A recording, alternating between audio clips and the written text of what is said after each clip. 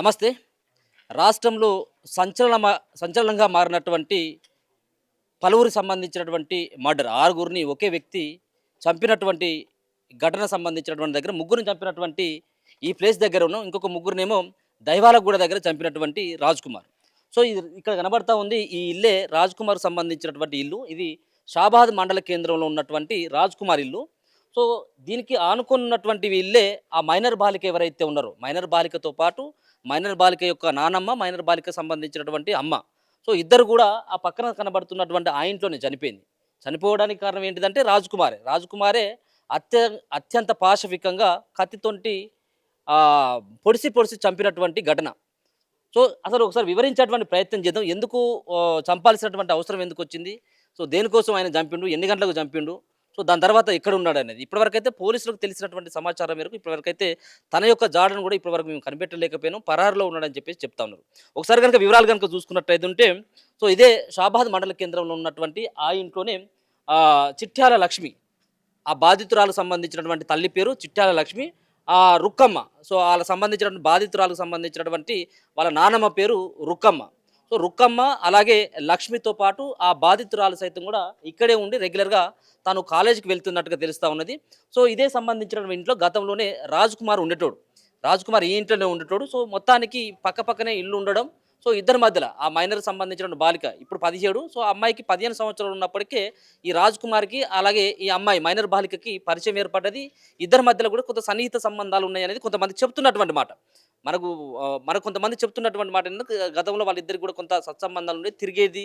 అది కూడా వాళ్ళ ఫ్యామిలీలోకి తెలుసు కూడా అని చెప్పేసి కూడా చెప్తా ఉన్నారు. సరే, మొత్తానికి ఏదో రకంగా అమ్మాయిని ఇబ్బంది పెడుతున్నాడంటూ మొన్న మే 16వ తారీఖున అమ్మాయికి సంబంధించినటువంటి వాళ్ళ నానమ్మ, అమ్మాయికి సంబంధించిన తల్లి లక్ష్మి, వీళ్ళు ముగ్గురు కలిసి స్థానికంగా ఉండేటువంటి ఇదే షాబాద్ పోలీస్ స్టేషన్‌లో కేసు పెట్టడం జరిగింది. నన్ను వేధిస్తున్నాడు, నన్ను లైంగికంగా వేధిస్తున్నాడు అంటూ పోలీస్ స్టేషన్‌కి వచ్చి కేసు పెట్టిండ్రు. సో, కేసును అందుకున్నటువంటి షాబాద్ పోలీసులు ఆయన పైన పలు సెక్షన్ల కింద కేసు నమోదు చేసిండ్రు. ఫోక్సో కేసు కింద సెక్షన్ల కింద నమోదు చేయడం జరిగింది. దాని తర్వాత జస్ట్ 15, 20 రోజులలోనే 15, 20 రోజులలోనే బెయిల్ కూడా రావడం, ఆయన బయట కూడా తిరగడం. దాని తర్వాత ఈ కేసు అయిన తర్వాత రాజ్ కుమార్ సంబంధించినటువంటి ఫ్యామిలీ ఎవరైతే ఉన్నారో వాళ్ళు కూడా పెద్దగా డిస్టర్బ్ అయిపోయారు. భార్య కూడా తనతోటి రాజ్ కుమార్ వ్యవహార శైలి పట్ల చాలా సీరియస్‌గా కోపంగా ఉండేది. తనని దగ్గర కూడా రానిచ్చేది కాదు. నీతోని అవసరం లేదు. నీ పిల్లల్ని పట్టుకొని నేనే బతుకుతా అని చెప్పేసి కూడా ఆమె చెప్పినట్టుగా తెలుస్తా ఉన్నది.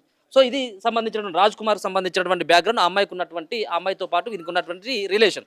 సో, కేసు నమోదైన తర్వాత మొత్తానికి 2 నెలల తర్వాత నెల 15 రోజుల తర్వాత బయటకొచ్చిన తర్వాత కూడా అమ్మాయితోటి మళ్ళీ సంబంధాన్ని కొనసాగించాలన్నటువంటి ప్రయత్నం, మళ్ళీ ఇబ్బంది పెట్టాలన్నటువంటి ప్రయత్నం చేసినట్టుగా తెలుస్తా ఉన్నది. ఇదే క్రమంలో సో, నిన్న రాత్రి సుమారుగా 11, 12 గంటల ఆ ప్రాంతంలో సో, అత్యంత పాశవికంగా సో, ఒక మనిషి గాదు, సో, మానవ మృగం అనుకున్నాడో ఏమో తెలవది రాజ్ కుమార్. ఒక పక్కన ఇక్కడ ఈ ఇంట్లో ఉన్నటువంటి ముగ్గురు, అలాగే ఇక్కడ పక్కనే ఉన్నటువంటి ఈ ఊరు నుంచి షాబాద్ నుంచి దైవాలగూడ. సో, 3 కిలోమీటర్ల దూరం మాత్రమే ఉంటది. ఈ 3 కిలోమీటర్ల దూరం వెళ్లి కట్టుకున్నటువంటి భార్య, సో, భార్యని సైతం కూడా ఆమె లవ్ మ్యారేజ్. ఈ ఎస్సీ కేటగిరీకి సంబంధించినటువంటి ఎస్సీ సామాజిక వర్గం నుంచి ఉన్నటువంటి రాజ్ కుమార్ అక్కడి నుంచి కూడా ఒక బీసీ వర్గానికి సంబంధించినటువంటి ఆమెను పెళ్లి చేసుకోవడం జరిగింది. ఇద్దరు, ఒకరేమో 4 సంవత్సరాల పాప, అలాగే 2.5 సంవత్సరాలకు సంబంధించినటువంటి అభం శుభం తెలియనటువంటి కొడుకు సైతం కూడా వీళ్ళిద్దరికి కూడా ఉండడం జరిగింది. వాళ్ళు ఉండడం జరిగింది. సో, ఎంతో అన్యోన్యంగా కూడా ఉండేది. సో, ఈ ఇష్యూ ఎప్పుడైతే తెర మీదకొచ్చిందో భార్య సైతం కూడా సో, ఆయన వ్యవహార శైలి పట్ల చాలా కోపంగా ఉండేది అని చెప్పేసి కూడా కొంతమంది స్థానికులైతే చెప్తా ఉన్నారు. సో, ఒకసారి చూసుకోవచ్చు, ఇక్కడ పోలీసులకు సంబంధించినటువంటి వాళ్ళు కూడా ఉన్నారు. ఎందుకంటే అక్కడికి లోపలికి పంపడానికి వీల్లేదు. సో, ఒక పక్కన నిందితుడు కూడా పరారులో ఉన్నటువంటి ఆ నేపథ్యం కూడా కనబడతా ఉన్నది కాబట్టి సో, లోపలికి కూడా పంపించేటువంటి ప్రయత్నం లేదు. సో, ఇక్కడ నుంచి మనం మాట్లాడేటువంటి ప్రయత్నం అయితే చేద్దాం. సో, మొత్తానికి ఈ సంబంధించినటువంటి చిట్యాల లక్ష్మి, రుక్కమ్మ, సో, ఇద్దరిని కూడా ఇదే ఇంట్లో చంపేసిండు. ఈ ఇంట్లోనే వాళ్ళిద్దరిని, ఎవరు బాధితురాలకు సంబంధించినటువంటి నానమ్మని, అలాగే వాళ్ళ తల్లిని కూడా ఈ ఇంట్లోనే కత్తులతోటి 10 కత్తిపోట్లు, అలాగే గొంతును కూడా కోసేసి చంపేసిండు. సో, ఇక్కడ ఉన్నటువంటి ఈ అమ్మాయిని ఎవరైతే బాధితురాలని చెప్పేసి అంటా ఉన్నారో, ఈ బాధితురాలు అయినటువంటి ఈ మైనర్ బాలిక ఎవరైతే ఉన్నారో, ఈ మైనర్ బాలికని వాళ్ళని ఇక్కడి నుంచే ఆమెను తీసుకుపోతున్నటువంటి ఇప్పుడు సోషల్ మీడియాలో కనబడతా ఉన్నాయి కదా. సో, సోషల్ మీడియాలో సీసీ కెమెరా ఫుటేజ్‌లు కనబడతా ఉన్నాయి కదా. సో, ఈ సీసీ కెమెరా ఫుటేజ్‌కి సంబంధించినటువంటి వీడియోలో ఇప్పుడు సోషల్ మీడియాలో కనపడుతున్నటువంటి వీడియోలన్నీ కూడా సో, ఇక్కడి నుంచి మరి అమ్మాయి కూడా తనతోటి వెళ్తున్నటువంటి దృశ్యాలు కూడా కనబడతా ఉన్నాయి.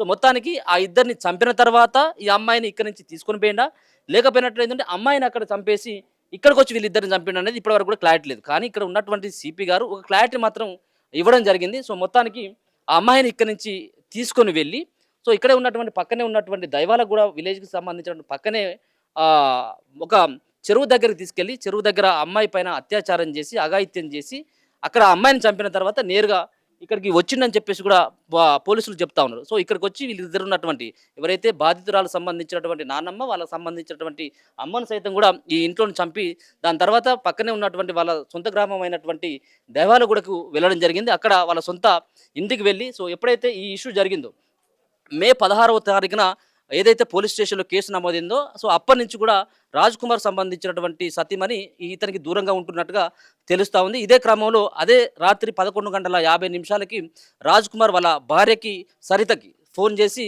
సో ఇంకోసారి పిల్లల్ని చూడాలని ఉంది. ఒకసారి నేను పిల్లల్ని చూసి వెళ్తాను. దయచేసి అని చెప్పేసి బ్రతిమలాడిన తర్వాత అదే మాటలను నమ్మినటువంటి అమాయకంగా మాట్లాడడం, అలాగే పిల్లల మీద ప్రేమ ఉన్నట్టుగా యాక్ట్ చేసినటువంటి రాజ్ కుమార్ యొక్క మాటలు నమ్మినటువంటి సరిత ఎట్టకేలకు ఇంటికొచ్చినటువంటి భర్తని తలుపు తీయడం, డోర్ తీసిన ఇమ్మీడియేట్‌గా కత్తితోటి ఆమె పైన దాడి చేయడం జరిగింది. అభం శుభం తెలియనటువంటి బెడ్‌లో పడుకున్నటువంటి వాళ్ళు ఎవరైతే పిల్లలున్నారో నిద్రలోనే వాళ్ళు కానరాని లోకానికి వెళ్ళిపోయినటువంటి ఘటన. ఆ ఇద్దరు పిల్లల్ని అలాగే బా భార్యను సైతం కూడా చంపేయడం జరిగింది. ఒక పక్కన ప్రాణాలను కాపాడుకోవడానికి భార్య పరిగెత్తుతున్నప్పటికీ సైతం కూడా భార్యను ఎక్కడ కూడా కనికరించలేదు. మొత్తానికి భార్యను తరుముకుంటూ వెళ్ళి కత్తితో పాటు పొడిచేసి బెడ్‌రూమ్‌లో పడేసినటువంటి ఘటన కూడా కనబడుతుంది. సో ఈ సంబంధించినటువంటి ఈ అంశంలో ఇది బాధితురాలకు సంబంధించినటువంటి మైనర్ బాలిక ఎవరైతే ఉన్నారో మైనర్ బాలికకు సంబంధించినటువంటి ఇల్లు ఇది. సో ఈ నెక్స్ట్ ఆ సంబంధించినటువంటి ఎవరైతే ఆ కుటుంబ సభ్యులు ఎవరైతే ఉన్నారో ఆ సంబంధించినటువంటి వాళ్ళ రాజ్ కుమార్ సంబంధించినటువంటి కుటుంబ సభ్యులు. సో ఇల్లు ఇక్కడ ఉన్నది కాబట్టి ఈ ఇంట్లోనే అది అయిందంటే ఇది పొరపాటు. ఎందుకంటే ఈ ఇష్యూ అయిన తర్వాత వాళ్ళు పక్కనే ఉన్నటువంటి దైవాలకు కూడా పోయిండ్రు. ఈ ఇంట్లో కాదు మర్డర్‌లు అయినాయి. వాళ్ళ ఇద్దరు పిల్లలు అండ్ వాళ్ళ భార్యను హత్య చేసింది ఈ ఇంట్లో కాదు. ఇక పక్కన వేరే దైవాలగూడ దగ్గర ఉన్నటువంటి ఇంట్లో మర్డర్ చేసినట్టుగా తెలుస్తుంది. దైవాలగూడ దగ్గరికి కూడా వెళ్ళేటువంటి ప్రయత్నం చేద్దాం. సో మొత్తానికి ఇక్కడ పోలీస్ స్టేషన్ దగ్గర అయితే ఒక ఉద్రిక్తమైనటువంటి ఒక వాతావరణం కనబడతా ఉన్నది. పోలీసులు నిర్లక్ష్యం చేయడం వల్లనే ఒక ఫోక్సో కేసులో అరెస్ట్ అయినటువంటి వ్యక్తికి అంత తొందరగా ఏ విధంగా ఎవరు సహకరిస్తే బెయిల్ వచ్చిందన్నటువంటి దానిపైన ప్రధానమైనటువంటి చర్చ స్థానికంగా ఉన్నటువంటి వీళ్ళంతా కూడా మాట్లాడుకుంటున్నటువంటి సిచ్యువేషన్ అయితే కనబడతా ఉన్నది. సో ఇది అదేమో సీసీ కెమెరాలో రికార్డ్ అయినటువంటి ఆ అమ్మాయికి సంబంధించిన బయటికి వస్తూ ఉంటే వచ్చినటువంటి సంబంధించినటువంటి విజువల్సే కనబడతా ఉంది. చూసుకోవచ్చు ఇక్కడ ఒకసారి ఇక్కడ నుంచి ఒకసారి వీడియోలు. సో మొత్తానికి అయితే అన్ని డోర్ లాక్ ఉన్నది. సొంత ఇల్లే వాళ్ళది. ఆ బాధితురాలు ఎవరైతే ఉన్నారో మైనర్ బాలిక సో వాళ్ళకి సంబంధించినటువంటి సొంత ఇల్లే. సో ఆ పక్కన ఉన్నటువంటిది కూడా రాజ్ కుమార్ది కూడా సొంత ఇల్లే. సో మొత్తానికైతే లాక్ వేయడం జరిగింది. సో ఇంట్లోనే వాళ్ళిద్దరిని కూడా చంపేసి దాని తర్వాత ఆ అమ్మాయిని తీసుకుని వెళ్ళి అక్కడ ఆ చెరువు దగ్గర కూడా ఆ అమ్మాయిని కూడా అక్కడ కూడా చంపేయడం జరిగింది. బ్లడ్ మార్కులు కనబడుతున్నాయా? ఇదేనా? ఇక అక్కడ సార్ చూసుకోవచ్చు. ఆ తలుపుల పైన కూడా చిన్న చిన్న కనబడుతున్నాయి బ్లడ్ మార్కులు. కాళ్ళచ్చులు కూడా ఉన్నాయా? ఒకసారి తీసుకో. అది బ్లడ్ మార్కలు కూడా కాళ్ళచ్చులు కూడా కనబడుతున్నట్టున్నాయి. లోపలికి వెళ్ళి అత్యంత కిరాతకంగా సో కేవలం దాంట్లో అమ్మాయి బాధితురాలు అలాగే వాళ్ళ నానమ్మ వాళ్ళ అమ్మ ఇంకో మూగ అమ్మాయి కూడా ఉన్నది. సో అమ్మాయిని మాత్రం వదిలేయడం జరిగింది.